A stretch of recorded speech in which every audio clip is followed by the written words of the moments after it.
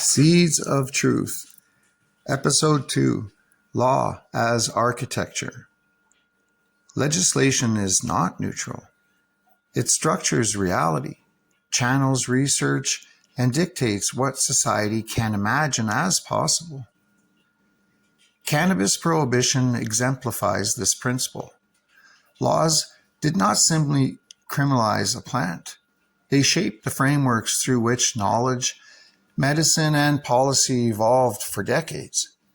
Understanding these legal architectures is essential to seeing how a centuries-old resource was erased from public and scientific consciousness.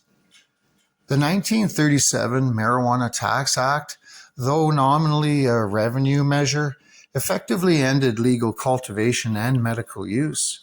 Farmers, physicians, and researchers faced steep taxes, licensing barriers, and criminal penalties. The distinction between industrial hemp and psychoactive cannabis was largely ignored, producing widespread confusion. Scientific inquiry stalled as laboratories could not legally obtain the plant for research. In the years following, synthetic alternatives thrived, incentivized by both industry and legal constraints. The Act set a precedent. Laws could be used to protect industrial monopolies under the guise of public safety. In 1969, the Supreme Court overturned key provisions of the Tax Act, signaling that the law was constitutionally flawed. Yet this reprieve was short-lived. In 1970, the Controlled Substances Act placed cannabis in Schedule 1, defined as a substance with no currently accepted medical use and high potential for abuse. This classification was made despite evidence to the contrary, including the findings of the Schaffer Commission, appointed by President Nixon, which recommended decriminalization. The decision illustrates the power of legal frameworks to suppress scientific truth. By controlling classification, the state controlled what could be studied, who could study it, and under what conditions. The consequences extended beyond the United States. The 1961 Single Convention on Narcotic Drugs codified prohibition into international law, embedding Schedule I restrictions worldwide. Countries signing the treaty were required to implement stringent controls, often at the expense of traditional medicine and local cultivation practices. Research became tightly regulated, limited to government-approved sources, and often restricted to narrow pharmacological objectives. By the time independent scientists could study the endocannabinoid system, decades later, generations had been affected by enforcement policies, public stigma, and lost medical opportunities. Legal architecture also influenced public perception. Laws were amplified by media campaigns portraying cannabis as inherently dangerous, creating fear where none was warranted.